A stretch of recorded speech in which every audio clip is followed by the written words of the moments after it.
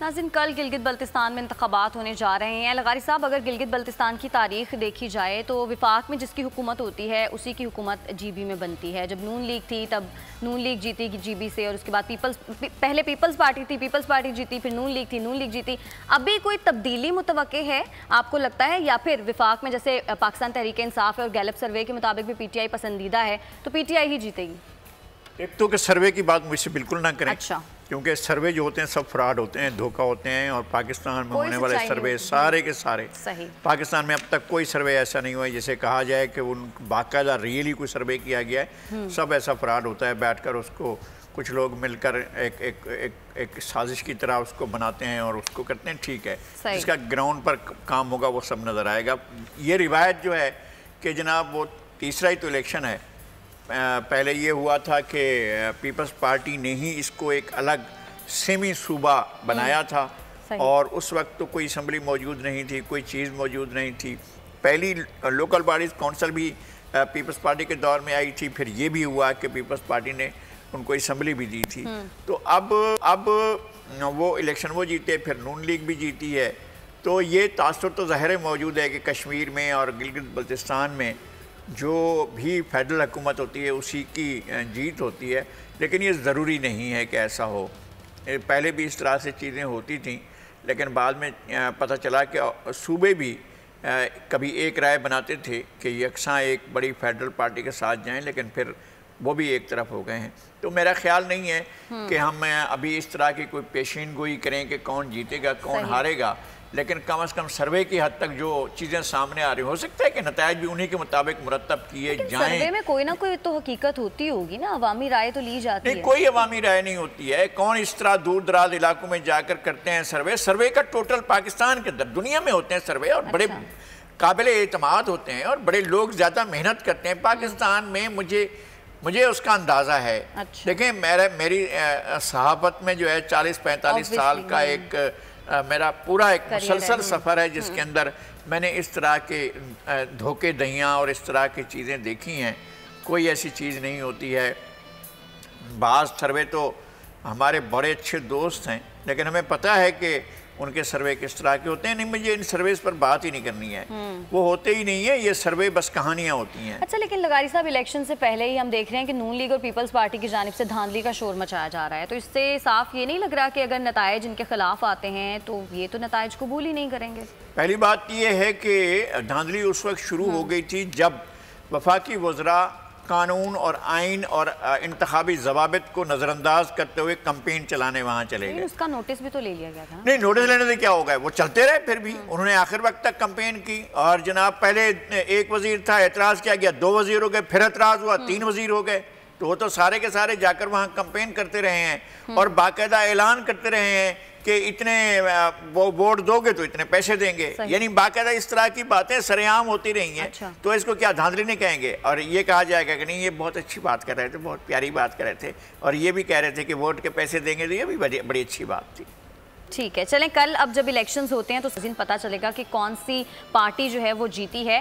مریم نواز شریف صاحبہ کے بیان کے اوپر بات کر لیتے ہیں۔ اسٹیبلشمنٹ کے حوالے سے ان کا اب جو بیانیہ ہے وہ تھوڑا سا نرم ہو گیا ہے۔ پہلے تو وہ یہ کہتی تھی نا کہ عمران خان صاحب سے ہماری لڑائی نہیں ہے بلکہ ان کو لانے والوں سے ہے، لیکن اب انہوں نے کہا ہے کہ اسٹیبلشمنٹ سے بات ہو سکتی ہے لیکن پی ڈی ایم کے پلیٹ فارم سے ہوگی بات جو بھی ہوگی۔ ناظرین، پی ڈی ایم کے سربراہ مولانا فضل الرحمان صاحب کی جانب سے بھی یہ کہا گیا ہے کہ بات ہو سکتی ہے اسٹیبلشمنٹ سے، لیکن جو بات ہوگی وہ پی ڈی ایم کے پلیٹ فارم سے ہوگی، اور مریم نواز شریف صاحبہ نے بھی یہ کہا ہے کہ جو بات ہوگی وہ چھپا کر نہیں ہوگی، عوام کے سامنے ہی ہوگی۔ لغاری صاحب، نواز شریف صاحب نے جو بیان دیا تھا سامنے، اب مریم نواز شریف صاحبہ کا جو بیان ہے اور یہ جو نرمی انہوں نے اختیار کی اپنے موقف میں، اس کی کیا وجہ ہے؟ پہلی بات یہ ہے کہ جو میاں نواز شریف صاحب نے کہا تھا بدقسمتی سے وہ بھی غلط تھا، بالکل، اور جو محترمہ مریم نواز صاحبہ کہہ رہی ہیں وہ بھی غلط ہے۔ پہلی بات تو یہ ہے کہ کسی بھی ملک کے اندر 2 منصبدار، 2 عہدیدار، 2 شخصیات جو ہیں وہ پورے کے پورے سسٹم کو نہیں چلا رہی ہوتی ہیں۔ سسٹم بہت بڑی چیز کا نام ہوتا ہے، یہ میں پہلے سے بھی عرض کرتا رہا ہوں۔ اس کو کچھ لوگوں نے اسٹیبلشمنٹ کا نام بھی دے رکھا ہے، ریاستی مقتدرہ بھی کہا جاتا ہے، لیکن آپ آن کی آن میں اس طرح کے فیصلے نہیں کر سکتے ہیں۔ اسٹیبلشمنٹ نے میاں نواز شریف کو ایک لمبے عرصے تک جو ہے اپنی گود میں لیے رکھا اور انہیں بڑا پالا پوسا، ان کے پیار ہوئے، ان کے لاڈ اٹھائے گئے، ان کے نخرے اٹھائے گئے. اب اگر ان کی بات وہاں نہیں سنی جا رہی ہے، اس دربار میں ان کی رسائی نہیں ہے، تو طریقہ کار یہ نہیں ہے کہ آپ کہیں کہ اچھا آپ شارٹ کٹ نکالتے ہیں، آپ جو ہے وہ ان کو ہٹا دیں جن کو لائے ہیں، اب ہم آتے ہیں، ہمیں آنے دیں، بس ہم بیٹھ کر بات کر لیتے ہیں آپس میں. تو یہ طریقہ نہیں ہوتا ہے. پہلی بات یہ ہے کہ کیا آپ نے اتنی جدوجہد کی ہے، کیا آپ نے اتنا پریشر بنایا ہے کہ حکومت کے پاس کوئی آپشن نہ رہے سوائے الگ ہو جانے کے حکومت سے. کیا آپ نے حکومت کو ہٹانے کے لیے ریئلی کوئی کام کیا ہے؟ ایسا کام تو اپوزیشن کے نہیں. دیکھیں یہ بات آگے چلے تو پتہ چلے نا. میں کہتا ہوں کہ ملک کے موسٹ پاپولر وزیر اعظم تھے بھٹو صاحب، موسٹ پاپولر تھے. میرا نہیں خیال ہے کہ پاکستان کی تاریخ میں ایسے کوئی پاپولر وزیر اعظم آئے ہوں گے. اور جب الیکشن جیتا تھا انہوں نے، دھاندلی کا الزام جو تھا وہ الزام ہی تھا اور وہ اسٹیبلشمنٹ کی طرف سے لگایا گیا تھا. وہ ضیاء الحق پیچھے تھا، ہر چیز کے پیچھے تھا. اب تاریخ اب وہ کردار نہیں رہے ہیں، لیکن سب کو پتہ ہے، ایک آدمی کو پتہ ہے. وہی لوگ پھر ضیاء الحق کے ساتھ مل کر بیٹھے تھے بھٹو کو پھانسی دلوانے کے لیے. سارے کے سارے تھے، ایک ساتھ تھے، ایک پیج پر تھے. تو ایئر مارشل نے کہا تھا کہ ہم کوہالہ کے پل پر بھٹو کو پھانسی دیں گے. نواب نصر اللہ خان کی پارٹی جنرل ضیاء کے ساتھ مل گئی تھی. مولانا مفتی محمود، مولانا فضل الرحمان کی پارٹی یہ مل گئی تھی جنرل ضیاء الحق کے ساتھ. جب بھٹو صاحب کو پھانسی ہوئی تو ان کے لوگ وزیر تھے. دیکھیں ایک کھیل وہ تھا جو پاکستان کے عوام کے ساتھ کھیلا گیا تھا. اب اس کے بعد جو سب سے طاقتور عوامی بغیر کسی چھتری کے جو سب سے بڑی تحریک تھی وہ MRD کی تحریک تھی. اس کے بعد اگر آپ کے پاس طاقت ہے، اگر آپ ایک ایسی تحریک چلا سکتے ہیں، اگر آپ حکومت کو یہ باور کرا سکتے ہیں کہ ماسز ہمارے ساتھ ہیں، ماسز کی طاقت سے، اور ہیں ماسز، یہ بالکل نہیں ہے وہ کلٹیویٹ نہیں کر رہے ہیں، وہ یہ سمجھ رہے ہیں کہ لوگ پھر ہمارے ہاتھ سے نکل جائے گی، کھیل ہمارے ہاتھ سے نکل جائے گا، اس ڈر سے یہ مومنٹ نہیں چلا رہے ہیں. یہ میاں نواز شریف یا جناب آصف علی زرداری دونوں کو یہ خوف ہے کہ اگر تحریک چلی تو تحریک ہمارے ہاتھوں سے نکل جائے گی، اب ہم اپنے ہاتھوں میں لیں گے اور اپنے فیصلے کرنا شروع کر دیں گے. اس لیے یہ کہہ رہے ہیں چلو بھائی، زرداری صاحب کا مجھے نہیں معلوم ہے لیکن انہوں نے تو کھلے عام جلسہ عام میں کہہ دیا چلیں بھی بیٹھ کر بات کرتے ہیں، ان کو ہٹا دیں اور پھر آپ سے بات کرتے ہیں. یہ کون سا طریقہ کار ہے؟ اگر یہی جمہوریت ہے، یہی طریقہ کار ہے، اس کے لیے آپ جدوجہد کر رہے ہیں تو پھر تو مناسب نہیں ہے. ہم تو سمجھتے ہیں کہ آپ کے یہاں ایک سپریم چیز موجود ہے، وہ ہے آئین. جو آئین آپ کو راستہ دے. آئین آپ پریشر ڈیولپ کریں کہ وزیر اعظم استعفیٰ دیں، آپ پریشر ڈیولپ کریں کہ ان کے خلاف ووٹ آف نو کانفیڈنس لیں، آپ پریشر ڈیولپ کریں کہ اور چارہ ہی نہ رہے کہ وزیر اعظم کہیں کہ چلیے اسمبلیاں ڈیزالو کرتے ہیں، نئے الیکشن کراتے ہیں. وہی وزیر اعظم خود پریشر کو محسوس کر رہے تھا. جبھی تو کہہ رہے تھے کہ -1 کا فارمولا اگر میں چلا بھی گیا تو اس کا مطلب یہ ہے کہ اس بات کے چانسز ہیں کہ وزیر اعظم اس چیز کا پریشر لے رہے ہیں اور وزیر اعظم ہی یہ چاہتے ہیں کہ اسٹیبلشمنٹ کے ساتھ PDM کی کوئی بات ہو جائے، کیونکہ مریم نواز شریف صاحبہ نے اس بات کا اندیا تو دیا ہے کہ کچھ رہنماؤں کے ساتھ اسٹیبلشمنٹ نے رابطہ کیا ہے. دیکھیں وزیر اعظم اگر ایسا فیل کر رہے ہیں تو پیچھے اور کوئی چیز نہیں ہے، پیچھے ہوگا ان کی اپنی ناکامی یا نااہلی.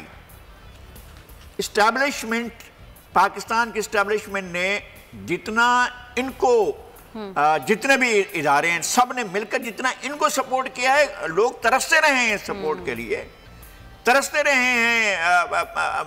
ماضی کے وزرائے اعظم ایک دن ٹھیک طریقے سے نہیں ان کو حکومت کرنے دے گی. یوسف رضا گیلانی کو روز ان کو کھڑا کیا گیا اور اس طریقے سے آئین میں جو لکھا ہوا ہے اس طریقے سے نہیں ہٹایا گیا. اسی طرح نواز شریف کو بھی آئین کے طریقے سے نہیں ہٹایا گیا. آئین تو ایک طریقہ کار بتاتا ہے کہ وزیر اعظم کو اس طرح سے ہٹا سکتے ہیں. آپ عدالتی فیصلہ لے آئیں اور اٹھا کے ہٹا دیں. جی اس کنٹمپٹ لگائی ہم نے 43 سیکنڈ کی سزا. لیکن بیہائنڈ دا سین کوئی نہ کوئی سازش چل رہی ہے کیونکہ مریم نواز شریف صاحبہ نے بات تو کی ہے نا. میں تو پس پردہ کسی سازش پر یقین نہیں رکھتا جب تک جو ان کے بیان کے بعد مختلف اخبارات میں جو تجزیہ کاروں نے، کالم نگاروں نے جو لکھا ہے اس کے اکارڈنگ ایسا لگ رہا ہے کچھ بہت سازشیں چل رہی ہیں. نہیں دیکھیں اس طرح کی بات ہم نہیں کہہ سکتے ہیں. اس سازشوں کا مطلب یہ ہے کہ کیا مقتدرہ کے اندر کوئی پھوٹ پڑ چکی ہے. مجھے ایسی کوئی چیز نہیں لگتی ہے، کبھی بھی اس طرح کی پھوٹ نہیں پڑتی ہے. اور بعض دفعہ اداروں کے اندر ہوتی ہے، شفٹنگ ہوتی ہے، چیزیں ادھر ادھر ہوتی ہیں لیکن وہ اداروں کے وسیع تر تناظر میں ہوتی ہیں اور ان کا اپنا دائرہ کار ہوتا ہے.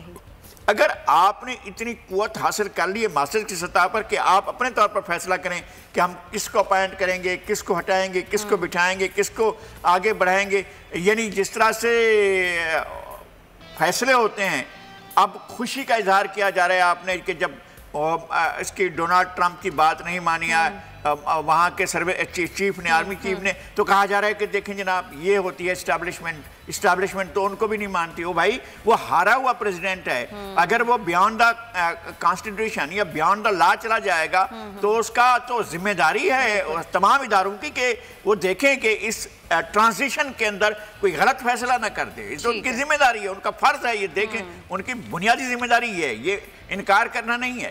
ٹھیک ہے, سبسکرائب کریں اور بیل دبائیں تاکہ کوئی خبر رہ نہ جائے.